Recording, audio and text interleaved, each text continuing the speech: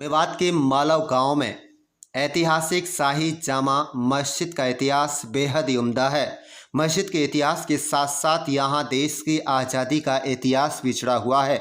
इस मस्जिद में न केवल 5 वक्त की नमाज पढ़ी जाती है, साथ ही साथ ईद व बकरा ईद की नमाज भी इसी प्रांगण में मालव गांव के लोग अदा करते हैं। यह मस्जिद तकरीबन 500 साल से भी अधिक पुरानी है। बताया जाता है कि मुगल शैली में मालव गांव की यह शाही मस्जिद बनी हुई थी, जो उस समय पूरे हरियाणा में सबसे बड़ी मस्जिदों में से एक है। इस मस्जिद को देखते ही दिल्ली और आगरा की मस्जिदें याद आ जाती हैं। इसे शाही मस्जिद ईदगाह के नाम से लोग जानते हैं।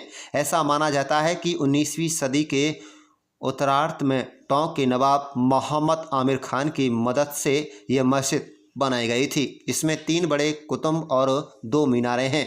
इस मस्जिद की खास बनावट के अतिरिक्त इसकी छत में सुनहरी चित्रकारी और मीनाकारी इसकी शोभा को 4 चांद लगाने का काम करती हैं। इस मस्जिद का प्रांगण बहुत ही बड़ा है, जो मस्जिद की सुंदरता को बढ़ाता है। मस्जिद का इतिहास भारत के प्रथम स्वतंत्रता संग्राम से जुड़ा हुआ है।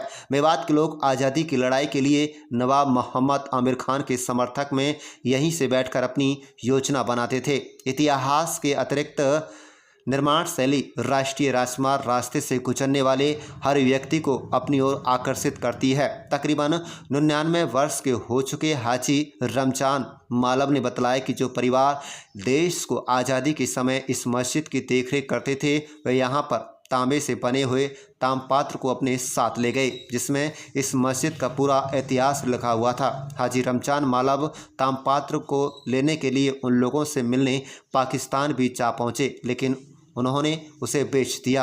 हाजी रमजान मालव जमीयत उलेमा हिंद से लंबे समय से जुड़े हुए हैं। उन्होंने देश की आज़ादी के समय को अपनी आँखों से बखूबी देखा है। हाजी रमजान मालव बताते हैं कि उस समय यहाँ आसपास जंगल हुआ करता था, लोग आते हुए भी डरते थे।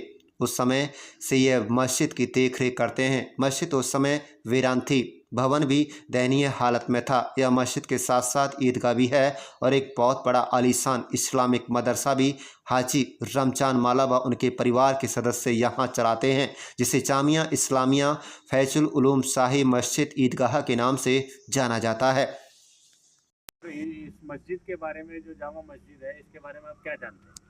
मेरा नाम मोहम्मद रईस है जी। तकरीबन 55 साल की मेरी उम्र होगी जब से हम मस्जिद को इसको देख रहे हैं। जब से ये हाजी जी इसकी रेख देख कर रहा है और इसी को ये संभालता है। पहले खंडर पड़ी थी, इसी ने इसकी सफ़ेदी कराई है, इसी में जो भी काम कराया हाजी जी कराता है। इसमें गांव बस्ती का भी थोड़ा बहुत सहारा मिलता है, लेकिन ज़्यादातर बेचारा यही इसकी रेख देख करता है।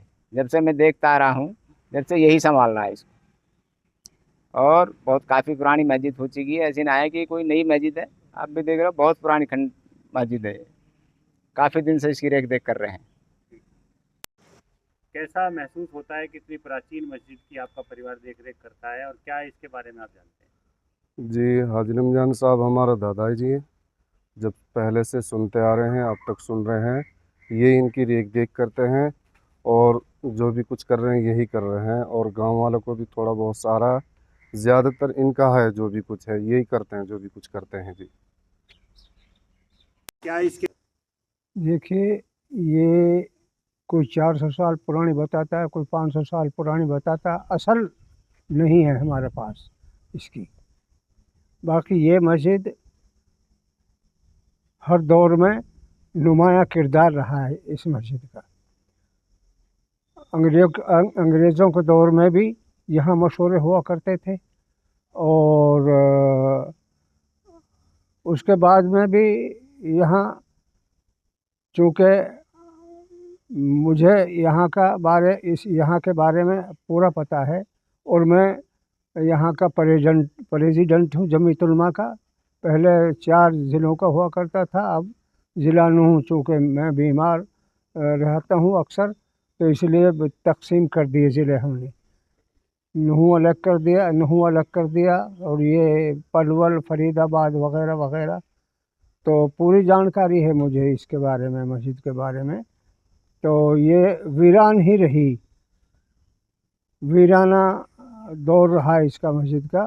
लेकिन अच्छे लोग, जो अच्छी ज़हनियत के लोग, जो हिंदुस्तान के भी खा और वफ़ादार लोग, ऐसे लोग इस मस्जिद से उनका ताल्लुक़ रहा है।